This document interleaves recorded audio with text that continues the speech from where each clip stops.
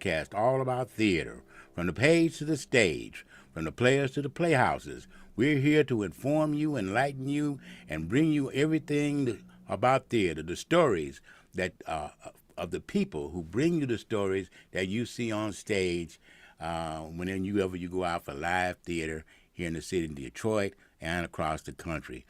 And we're here with Diane, our co-host today. Hello, Diane. Hello.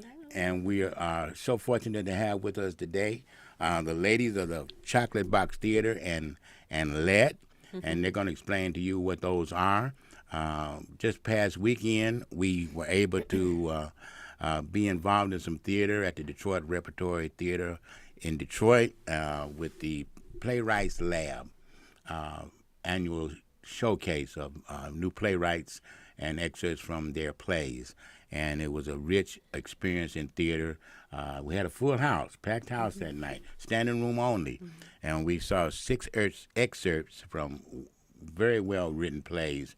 And it was a really enjoyable experience. I had the pleasure of directing one of the scenes. And one of our guests, C.J. Williams, who is here with us today, directed one of those scenes. And they've got a production coming up for colored girls who've considered suicide when the rainbow is enough. And so we're going to talk about that. We're going to talk about their careers as performers, as artists, as actors, writers, directors. And we're going to talk about theater. And we hope you will enjoy and learn something from this show. Welcome, ladies. Well, thank you. We've got C.J. Williams, and we've got Sheila Mack. And also in the studio, we've got LePage. And so they are the founders and co-founders of the Chocolate Box Theater. And we're going to hear all about that during today's show. So welcome, ladies, to the show. We're so certainly glad to have you. CJ, Yes.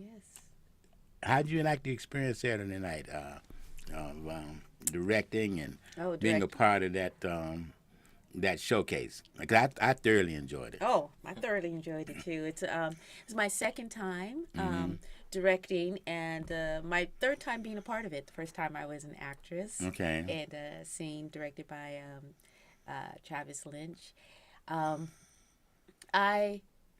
I love being a part of it. Mm-hmm. I love that they've given me the opportunity to do it. And I love the scene. It was fantastic. I loved your scene. I loved all the scenes. Yeah, I did too. I was impressed with each scene, the writing, the staging, as bad as it was. That when a director has to get creative when they've got nothing to work with but the actors, and they came across very well. All the scenes, and the audience enjoyed it. And what was really interesting was hearing the thoughts and the intellectual take and the emotional and spiritual take of the audience and the talk back afterwards. I was hoping we'd be able to get some of that footage to do on today's show, but that was very interesting just to hear what the audience felt about each scene and the actors and the writing and the directing as well.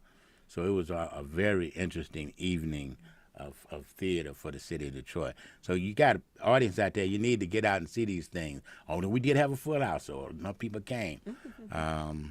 So keep your eyes and ears open for those things. So coming up real soon, October 19th? 16th. October 16th for Color Girls. Tell us about it. Okay, for color girls who've considered suicide when the rainbow is enough. Well, we decided that this would be our first, our inaugural production for the Chocolate Box Theater. Because, well, number one, it's the second play by a black female to ever have made it to Broadway. The first one was A Raisin in the Sun. And I've always wanted to do it. When I first got here to Detroit, I'm from Los Angeles. I came here during COVID. When I first got here, I wanted to do it, but they were doing a revival on Broadway of Color Girls. I hear it was a fantastic production. Unfortunately, it didn't last as long as they wanted it to. It didn't go across, maybe because we were just coming out of COVID. So it was taken off of Broadway early, and the tour ended early. And then later on, I got a chance to direct my first play out here, my first professional play. I was a theater teacher in Los Angeles. I taught high school drama, so I've directed, several things, and in college and in high school myself. But my first professional gig happened, was that last year? Or the year It was before? last year. That was last year. Wow. Yeah. Gosh. Last year in May. In May. What happened is I was cast in the play called Dontrell Who Kissed the Sea. Dontrell Who Kissed the Sea. I got it right. Dontrell Who Kissed the Sea. And the gentleman who was directing it, unfortunately, I don't remember his name. I only met him once, and that's when I had auditioned for the play. What was the company? The play was Open Book. Open Book Theater. Open Book Theater. In Trenton. Okay. Okay.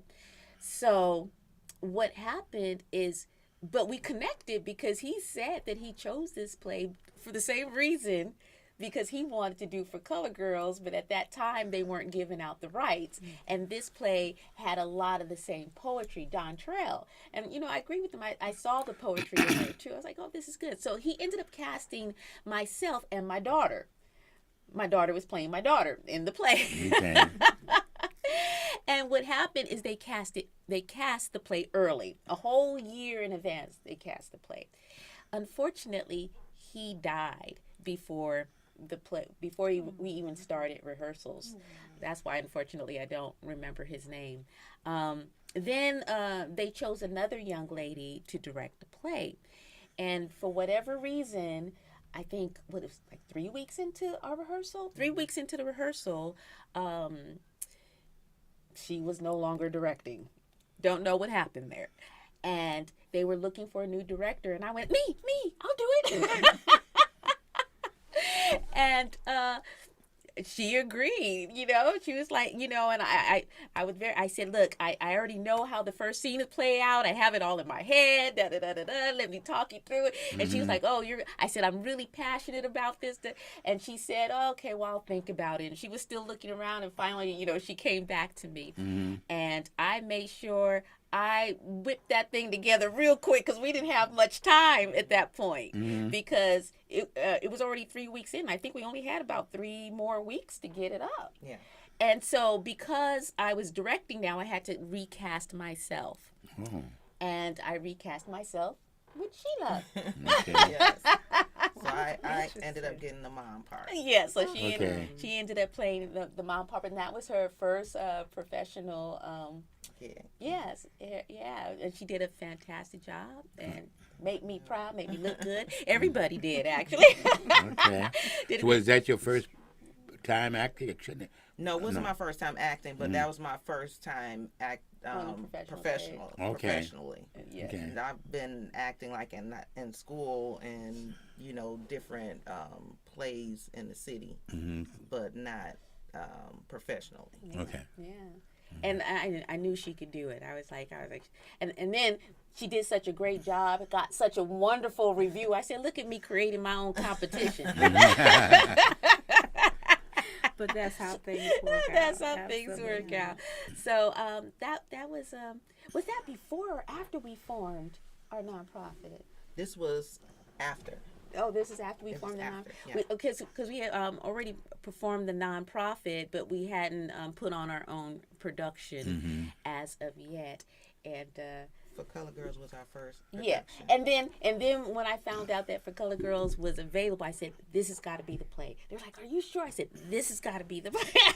And I was like, and I was telling them why. I said, there's so much poetry.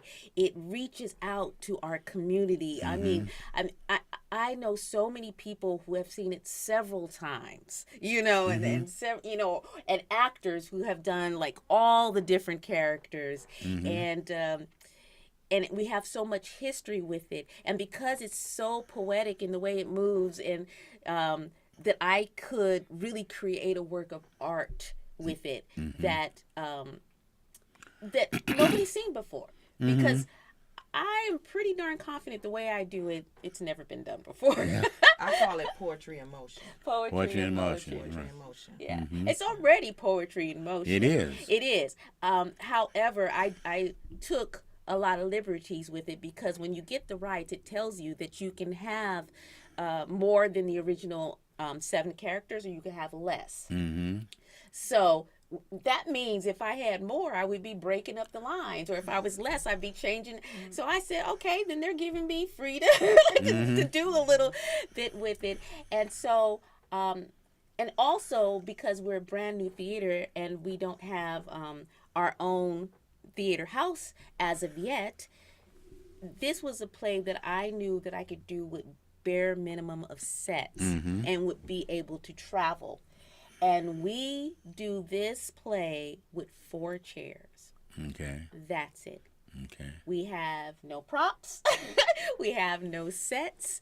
We have no sound. The only lights is lights up and lights down. We are our own set. We are our sound. We make our, We have our build own sound effects. We through build out our own voices. sets Oh, and, okay. our voices, and so the play is able to travel. So what happened is we didn't have any work because we're a brand new nonprofit. We don't have any money, and we're not rich and famous, so it wasn't easy to reach out to people to gather the money. So we had to gather with our own pockets. We did do a little fundraiser here and then. We had a little bit of money, and we couldn't find a place to rehearse. We did a few of them, but we just didn't have the funds for it. So finally, we ended up at the library. I was like, I knew it because I'm one of those people. I said, "There's got to be a place. Got to be." So we found the library, and I was like, yes.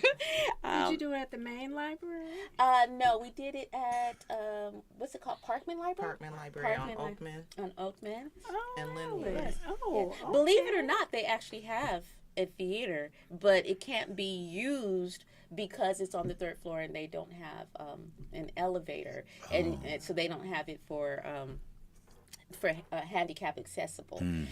However, it can be used for small groups that don't have a handicap thing and use that. So we were able to use it, and I was like, "See, look at that! I'm glad I was asking." I was Yeah, like, that's good to know if you need a place to rehearse. Yes, that's right. Yeah. For free.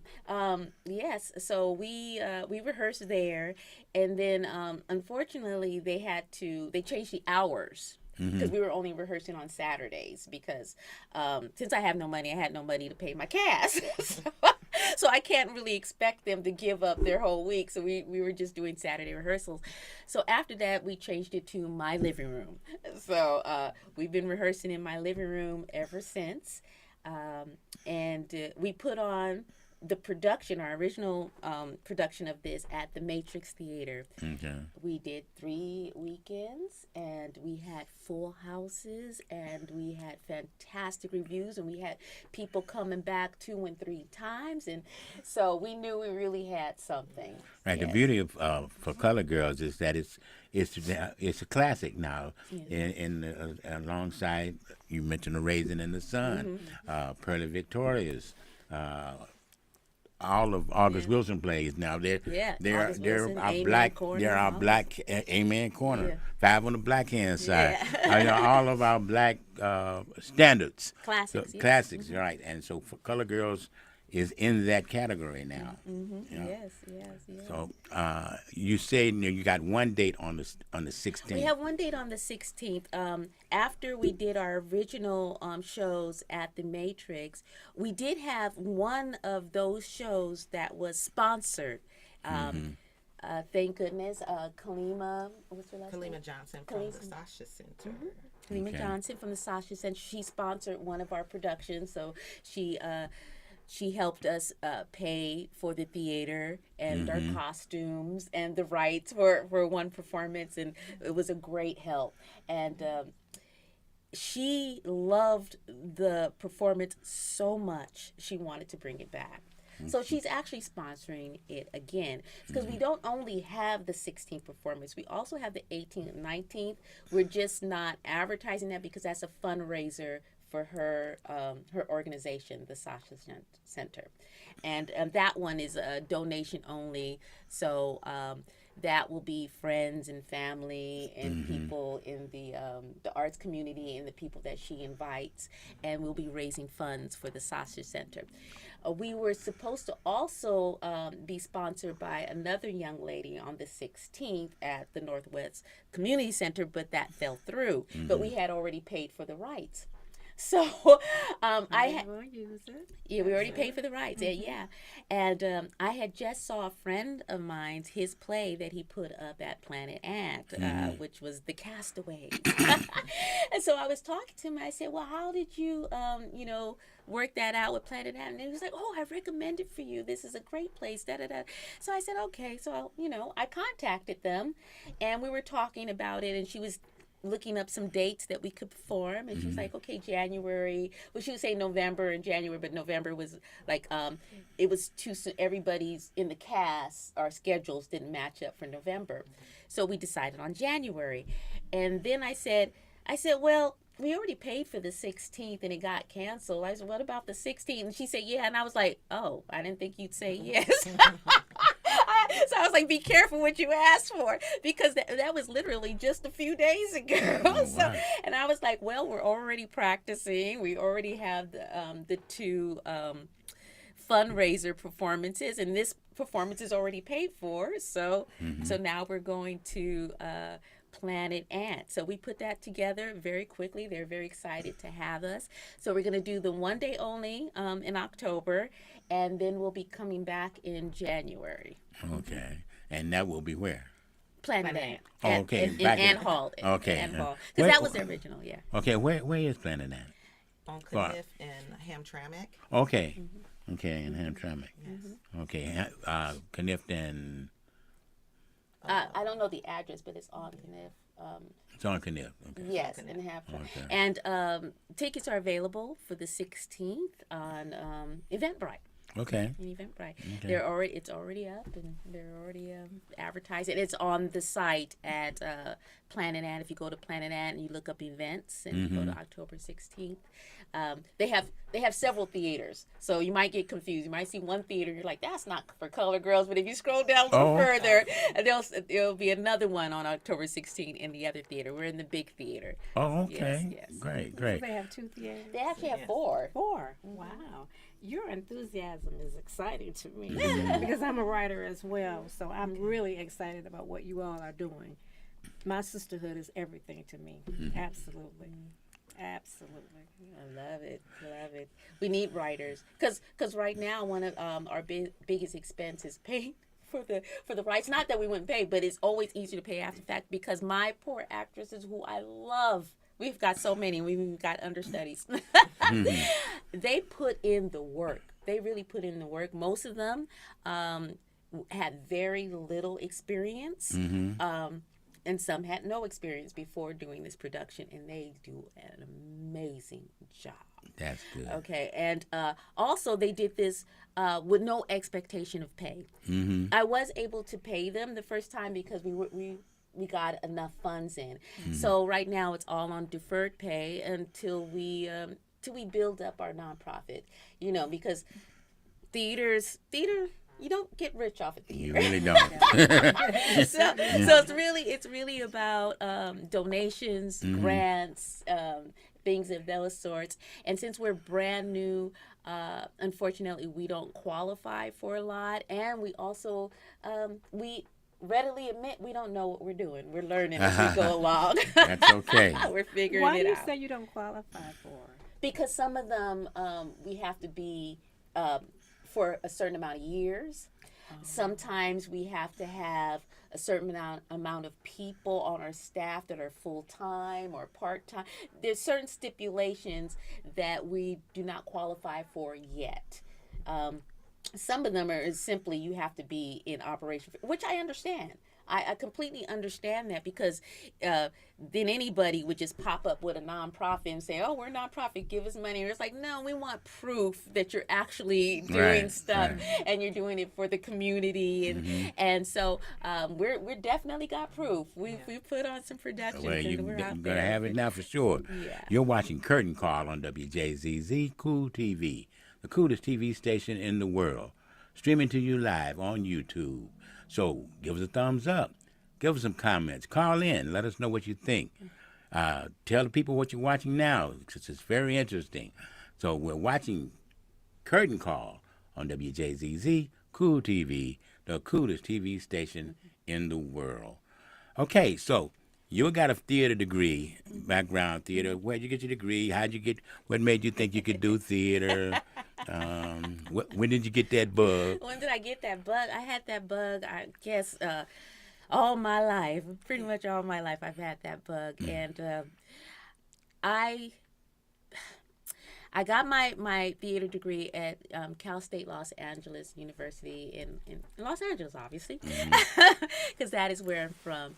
When I look, I loved my time in college, and I loved learning about theater. However, when I look back, I'm like, a theater degree, really? It's like, what do you do with that? You know, so I'm You're still going to education. Yeah, but I'm still paying off those loans.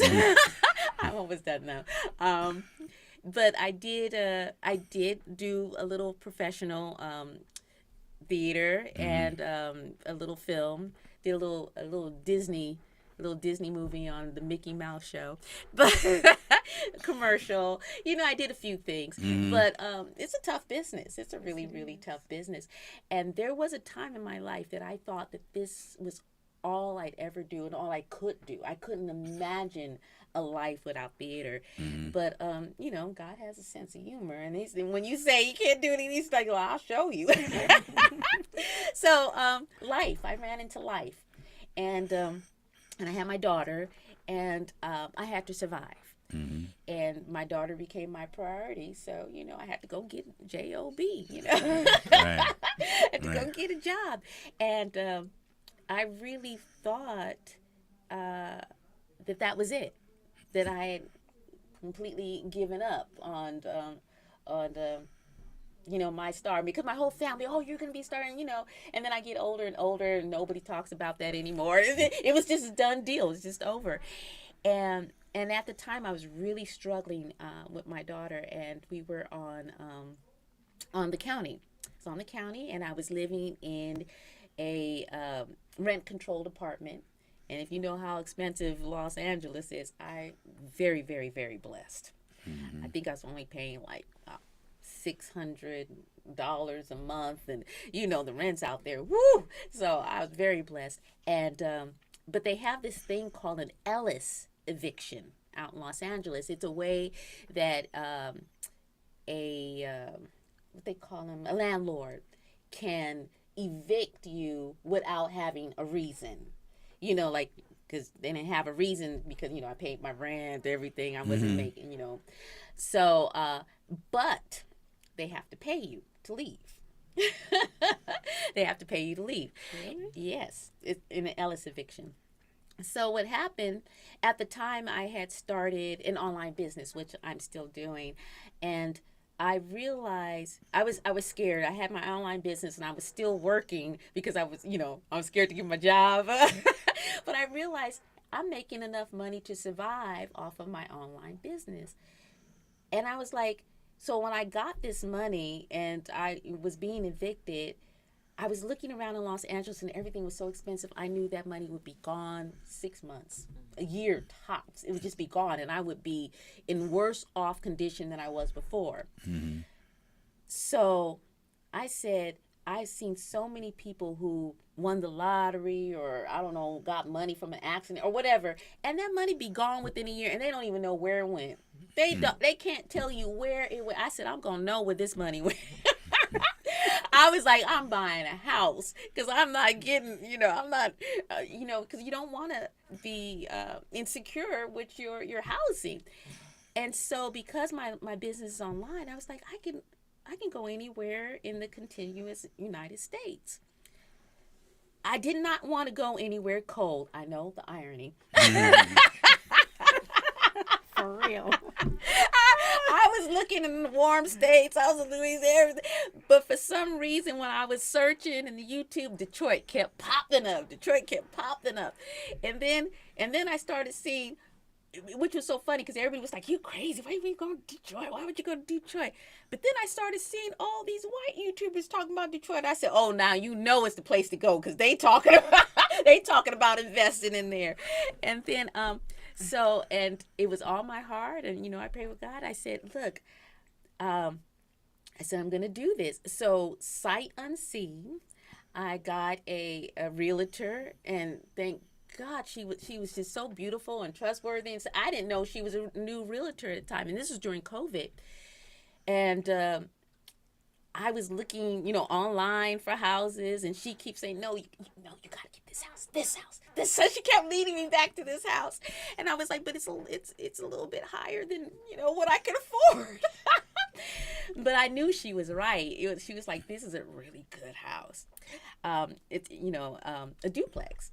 And so I said, okay. So I had to get every cent I had to do that. Not only the money that I got from being evicted, but everything that I had saved up. And in fact, I had also been working as a poker dealer at the casino. At the casino, I was working as a poker dealer, and I saved all my chips. And I had my daughter count the chips up. Lord, tell me how she can miss a whole $1,000. She missed a whole $1,000. She said $2,000. When I went up to the thing, they were like $3,000. I said, "You sure?" I said, "How'd you miss a whole $1,000?" I think I barely made it to purchase the house. And I couldn't come out here for like another 2 months because I needed to make money to get out here. Because I had no money. Wow. That's an amazing story. It really is. I didn't have no money. And I knew when I come out here that it was a rehab house. It's still a rehab house because I ain't done much. I've been putting all my money into the nonprofit. That's okay. So I finally get enough money to move. We decide to drive out here because of my online business. I have all my equipment. And I was really afraid of giving somebody else the drive because you hear all those stories about them losing your stuff and everything. And I said, if they lose my stuff, I'm a mess because I won't be able to make any money when I get out here. So we drove all the way across. I think it took us a whole week. My mother, myself, and my daughter got here. Of course, there's no electricity. There's no water. The paint's coming from the wall. My mother's like, "You crazy. Why did you do this?" And I said, "I knew it was a rehab house when I bought it. It's okay." So we felt like for like the first couple months that we were squatting in our own house because, we had to use the loo and buckets and kitty litter. You had your money pit. And we had the generators on, and it was cold at first, and that first summer, it was crazy. It's actually calmed down, but the weather was a little crazy because we was like, "What is this?" I was like, it'd be burning hot, then raining, and then all the rain disappear. In 24 hours, right?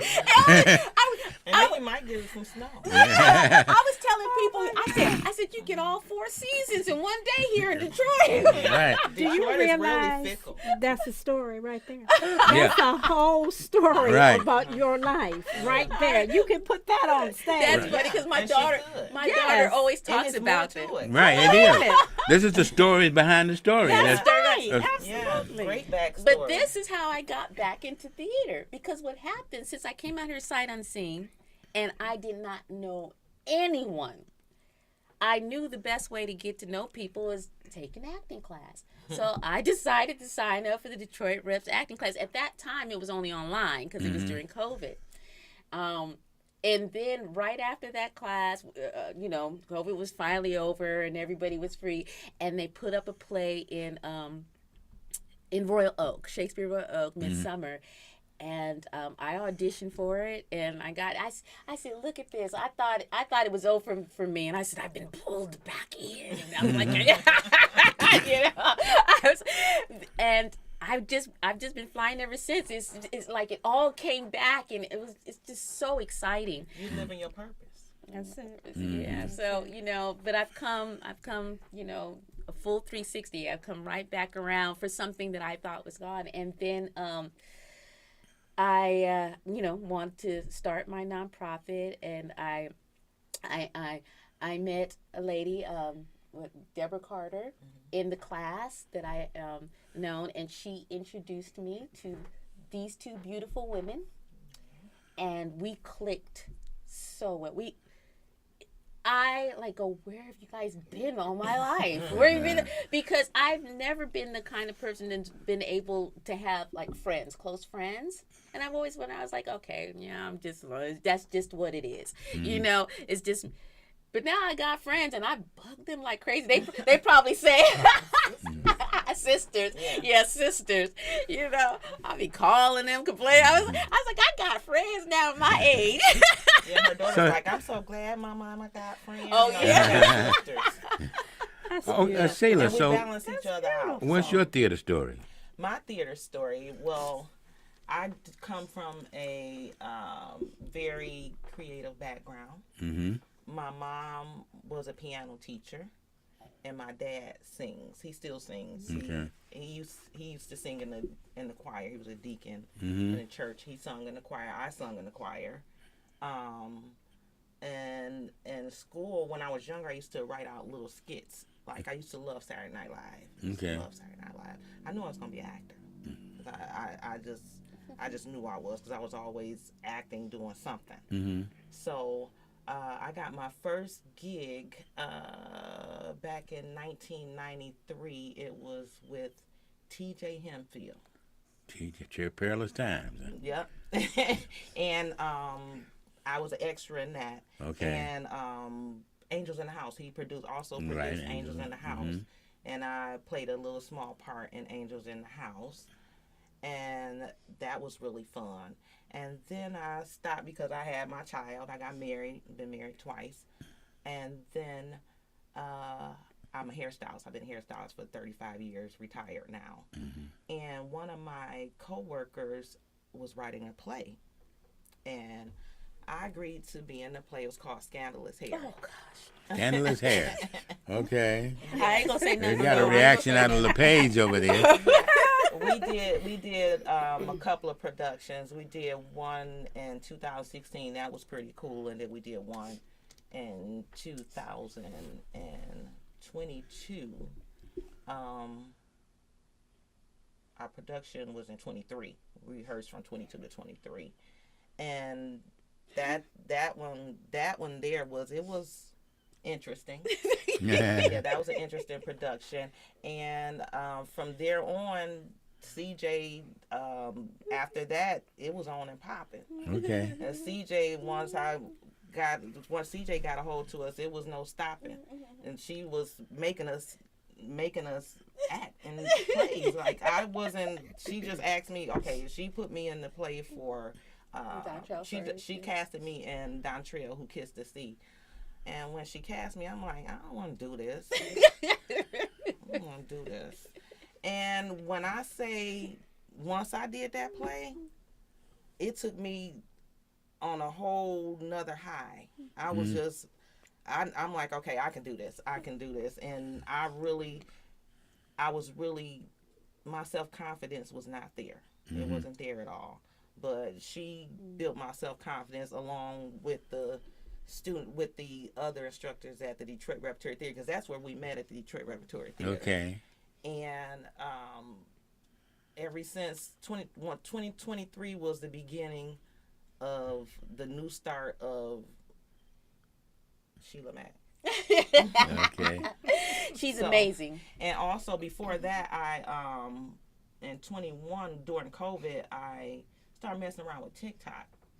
Just doing different skits and parodies and all kinds of things. And I don't know what happened. I made a mistake and got famous. TikTok famous. Yeah, so I have 138,000 followers. That's significant. Wow, that's Yeah, great. send them this 138,000 podcast. Right. So that's been a lot of fun. So I still I'm not on there as often, but I still I post weekly. But Okay. I used to post daily. Like, when I say daily, I mean like 4 or 5 times a day. Are you talking about skits or Skits, comedy parodies, sketches? comedy Oh, skits. Okay. Whatever I feel like I should be posting our posts. I even post me cooking. Okay. I can get 100,000 views eating a crab leg. So, Okay. yeah, so it's just a lot of fun. I just like to have fun. And my prayer every day is to make somebody smile. Okay. So if I can make somebody smile every day, that's my purpose is done. God's will is done. Okay. So I love to entertain. I love to entertain. I love to make people smile. And it's like, even my parts in the play, this woman knows exactly what parts to give people. That's a good director then. Yeah, very great director. Even with my sister, Paige, you'll be speaking with her shortly. She was very quiet. Oh, you got to tell the story how you got LePage into the acting. Okay, I have to tell you that story. Okay, yeah, so and then we'll get LePage over here. Yeah, so my sister, she was always shy as a little girl. She didn't talk much. She was just very reserved, very quiet. And when we were younger, even with boys, I used to talk to the boys on the phone for her because she was so nervous to talk to boys, or I write letters for them. She'll get to school, don't know what to say to them because I wrote the letter or whatever. Yeah, I got her in a lot of trouble. So, I saw An ad? I saw ad for the Detroit Repertory Theater. So it says, if you want to overcome your shyness, speaking in front of people and everything, you need to sign up for this class. Okay. Well, I signed up for me, and I signed up for my sister without her knowing. So I told her that we were going, because she's such she volunteers for everything. So if you ask her to do something, she's going to do it. She doesn't say no for no is not in her vocabulary. So I signed her up for this class, and we get there, and she's like, "Where are we at? We're in an acting class." Is that the church? It was at a church. So she still she's thought thinking she's volunteering at a church, but she's really at an acting class. And from then on, a star was born. Yeah. We can't get her to shut up now. And she's so talented. She's so she's very talented. So talented. Okay, you are watching Curtain Call on WJZZ Cool TV, the coolest TV station in the world, bringing you some serious stories about the people who bring you the stories that you see on stage. So give us a comment. Let us know if you like us. Tell your family. Tell your friends. Tell your next door neighbors about Curtain Call, because we want to lift up performing arts. We want to lift up live theater in the city of Detroit, and we want to bring you the people who bring you those stories. And right now, we're going to bring you LePage. Come on over and join the set, LePage. Again, that's Curtain Call on WJZZ Cool TV, the coolest TV station in the world. Welcome, LePage. Hello. Thank you. So, that's an interesting introduction to theater. Yes. Somebody snuck you in the back door. Stuck me in. Okay. I was stuck. Okay, so tell us all about your brief experience in theater and what you're looking forward to doing. And actually, it started with a bucket list, too. I had made a bucket list at a point in my life where I actually had cancer. And it put me in a state of, once I made it through, that I wanted to live in my purpose at that time. Okay. So I wrote a bucket list, and I wanted to get some things off of it. And one of it was to overcome this fear of speaking in front of people, because I had been in a lot of different situations where I needed to be able to speak. And I would get up on stage and I couldn't do it. I would get sick. I would have to go to the restroom, vomit. Like, it was really bad. And my friends used to try to help me, call me. I just took Landmark, Toastmasters, everything, and I just couldn't overcome it. Something happened when she took me to that class, when I thought I was volunteering, ready to pass out some food or feed the hungry something. Something happened within the Detroit Repertory. They just have a way. The instructors, the directors, everybody, they just have a way with you. And then we met Deborah Carter, and she connected us with CJ. Okay. And when we met CJ, it was over. She brought something out in me that a lot of people told was in me, but I never saw it. Mm-hmm. But she brought it out, and like Sheila was saying, it just something about she builds your confidence. Mm-hmm. She built my. Even now, I'm nervous, but before I wouldn't have Me been able too. to even come in here and sit and talk. So it's like I have come a long way. But from here, and she don't ask you. Like she was saying, she asked her to be in downtrend. Oh, she doesn't ask you. She tell you. So we're gonna be. Let me correct you on that. So just even like for color girls, and she already know what you want, what she wants you to do, and I did not want the role she gave me. I didn't know what to do with it at all, but she has a gift. She has a gift. She can work with anybody, I feel. She worked with me, brought it out. And as far as my future, like I just really appreciate the sisterhood we have because it's not friends. It's deeper than that. Even the play they were talking about, Scandalous Hair, it didn't quite go the way we would have hoped for it to have gone, but it was for a reason, and the reason was to bring us together. So a lot of times people really get upset when things don't go the way they wanted to. They have to realize it may be for a different purpose, a reason that brought us together. So I never thought I would have been doing anything like for Color Girls. But when I say I absolutely love, it has changed my life. It changed my life. Even our cast, like she said, we have an amazing cast. And it brought a sisterhood. And I see us doing more together. And as far as the future for me with acting, I don't think there's no limit. There isn't. There isn't. And I never thought, I recently just considered myself as an actress. I still didn't. Even doing Scandalous Hair, I did not consider myself an actress. After For Color Girls, I am officially. She's official. It's official now. Okay. I told her it was official when she went up on stage and forgot her lines and made up the whole monologue. Absolutely. And didn't Absolutely. one person in the audience know? Didn't not one person know? But I knew. I said, look, and she's still going. She didn't care. I said, oh, she's an actress now. That's it. If you get up there and don't forget, and remember, don't forget your line. Yeah. And you ad lib, and you don't break character. Yeah, that's the cardinal sin to break. Did it? I was If you didn't so break proud. character, you are an actress. But you know what I compare it to? If you know anything about ballroom dancing, you know how the guy leads. So it's up to him to make us look good. I have came to the realization, under certain directors, you may not look so good, but under the right one, you can be a star. I felt like she made me a star. Yeah, so with that said, I'm looking forward to our future. I don't know what it holds, but I'm here for it. Yeah, she's But I feel like great things are going to come for us. LePage, really what part are you playing, sweetheart? Oh, I'm playing Tucson and Sorry. Yeah. Oh, I love Well, Tucson. let me be clear. With this play, usually she has a unique way of doing things too. Usually, when you see For Color Girls, everyone has a color. With CJ's direction, under her we don't have a color. So you can't say I'm playing green or I'm brown. And I'm saying Tucson and Sorry because those are my main monologues. But everybody interacts with everybody's monologue. So you're on stage the whole time. And everybody's doing probably more than one color because I didn't break it up the way that it's. That's why I was telling you. I was like, well, if I had 20 people, I'd have to break it up. So I was like, so I can.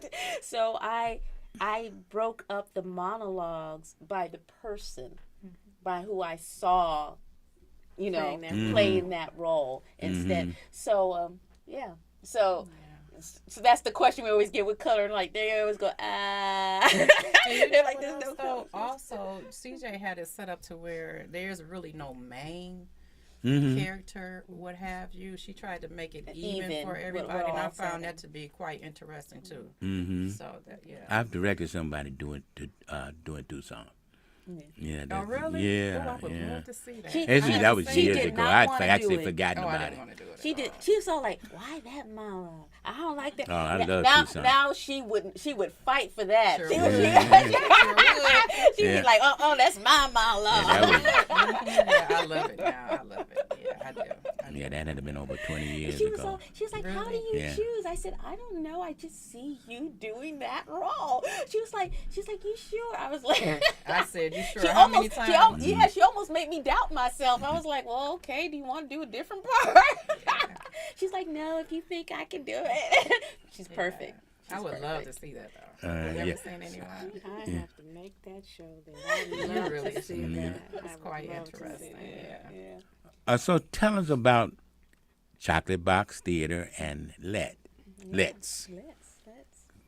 Okay, well, Let's is our umbrella organization, because when we originally started, we wanted to do everything. We still do. Like I said, Let's is lifetime learners exchanging talents and skills, because we wanted something for our community where we can exchange our talents and skills and help everybody. We wanted a real community where people would come out and you have a certain talent and we have a place and we could hold classes for, for donation or for small amounts, that you can learn something in person that you want to learn. I mean, yes, you could go on YouTube and stuff like that, but we all don't learn well that way. A lot of us need the community, or we need somebody standing over showing us. So just say, like I said, maybe you're good with computers or a different or a certain kind of program.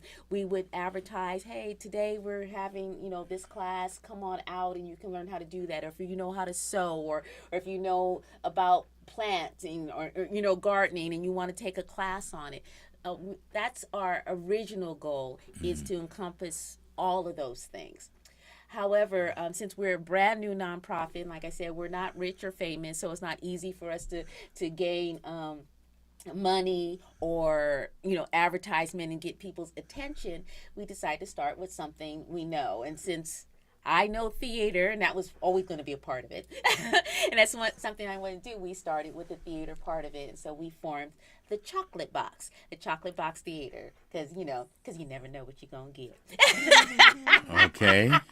Okay. Yes, and then since we have a building that we want to turn into a theater that doesn't have a roof, that needs money to be rehabbed and stuff like that. We've been trying to look for ways. Right now, we're doing.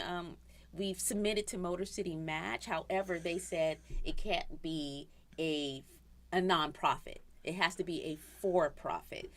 So we changed it to a for-profit business, but an L3C, which is a hybrid for-profit and nonprofit. What I submitted for, it has nothing to do with theater, except for the fact that part of the profits will go towards our nonprofit. I don't know if I should be talking about what it would become, because we're not even accepted yet. We just literally just turned in, because the 30th of last month was the deadline, and we won't find out if they accepted us until January, because it takes 60 days before they let who knows. But we couldn't pass it up, because we were like, well, we have this building just sitting here. This is an opportunity to get it fixed up, and it's an opportunity to make the funds to do the stuff that we need to do. To fund our nonprofit. So, and we also have some land. We have 4 plots on Linwood and Cortland. And right now we haven't sent it in yet, but we got till the 24th.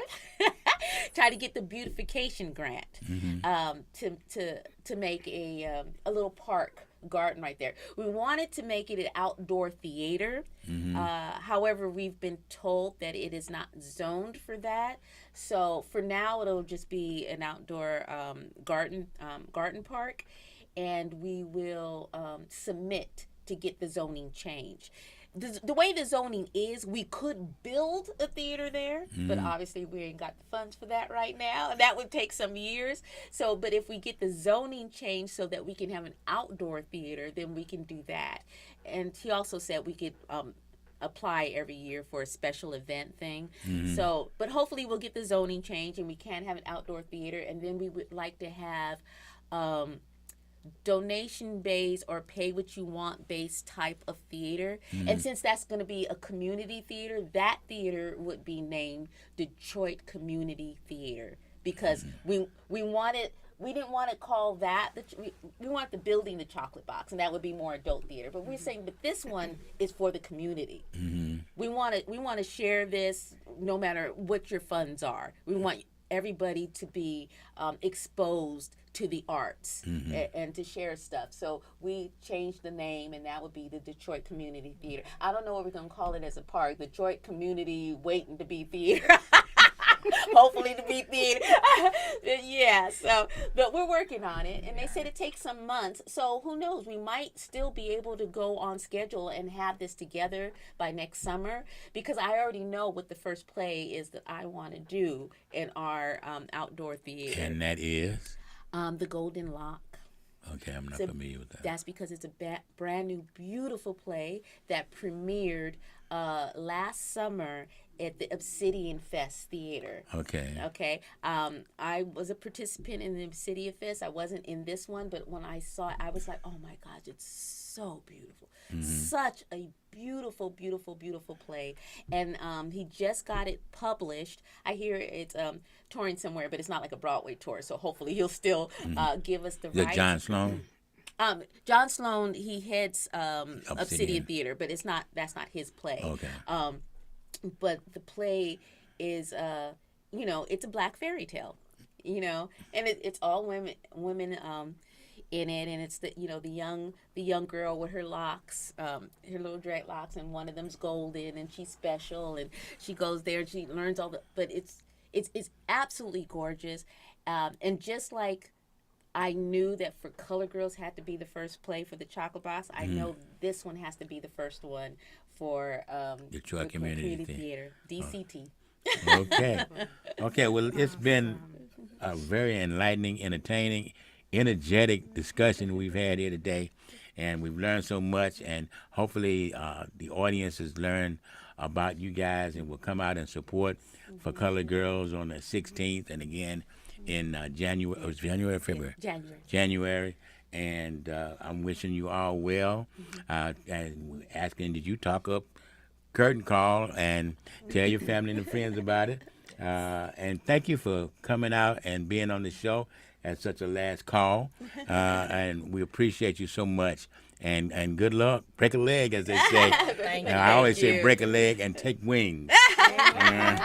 Yeah. I'm excited for you guys. All right. So excited. So that's it for Curtain Call this week. Check us out next week. Good evening.